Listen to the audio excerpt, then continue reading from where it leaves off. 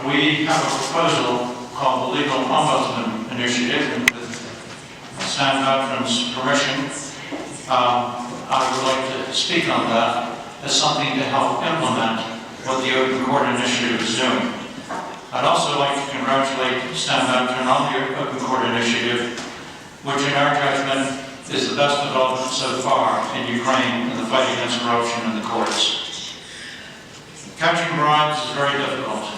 Catching corruption almost impossible. But looking at the actual behavior of judges is easy once you have access to the courts and the published decisions. And footnote to that, we need to better organize the publication of all decisions in Ukraine. Second, I would like to congratulate my neighbor, the business ombudsman, Mr. Sementa, on his very successful progress, and to point out that the Legal Ombudsman Initiative of the British Ukrainian Chamber of Commerce focuses on judicial action, whereas the Business Ombudsman is focused on pretrial actions, permits, and other such actions to solve injustice before it gets to the courts.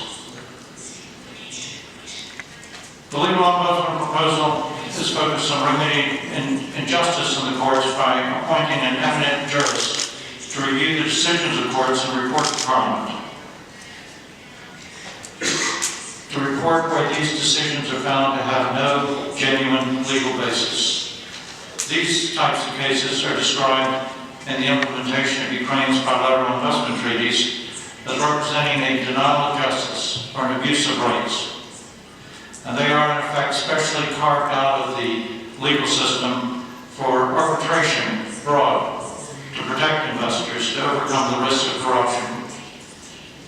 However, the problem relying on bilateral treaties is that the denial of justice cases, the corruption in the courts, has gotten completely out of hand in Ukraine. There are hundreds of such cases where property is taken by courts to help corporate raiders and others without any legitimate legal basis.